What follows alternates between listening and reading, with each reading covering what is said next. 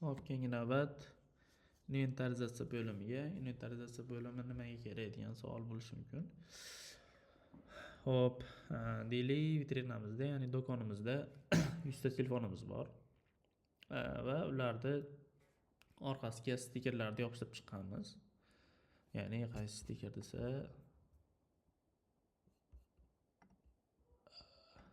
mana shu stiker. Bu stikerning orqasida QR kodi bo'ladi.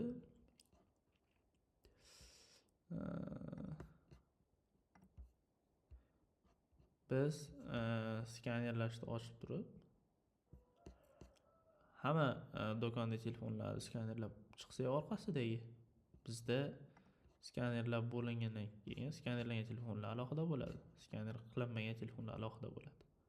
Shunda biz telefon do'konimizda yo'qolgan telefonlarni aniqlashimiz mumkin, yoki sotish esdan chiqib qolgan bo'lishi mumkin, yoki ustiga berish qilib qo'ygan bo'lishimiz mumkin.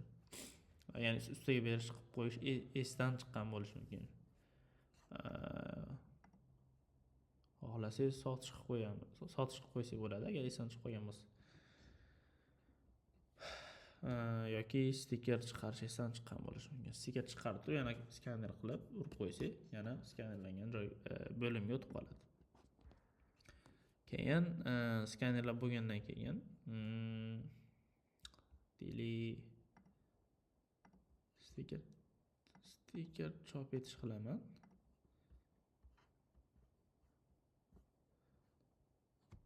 Va shuni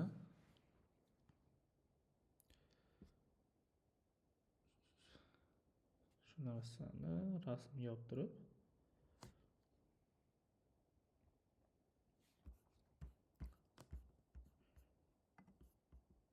skanerlash qilaman. Va skanerlandi deyapti mana. Hop, skanerlangan turibdi. Keyin boshqatdan boshlash bor yoki yakunlash bor. Yakunlash qiladigan bo'lsa, izohlar chiqadi. Shuni yozib, bitta yakunlashni bossak, bu narsa avtomatik Telegram botga boradi. Ya'ni qaysi mahsulotlar chiqdi, qaysi mahsulotlar chiqmadi.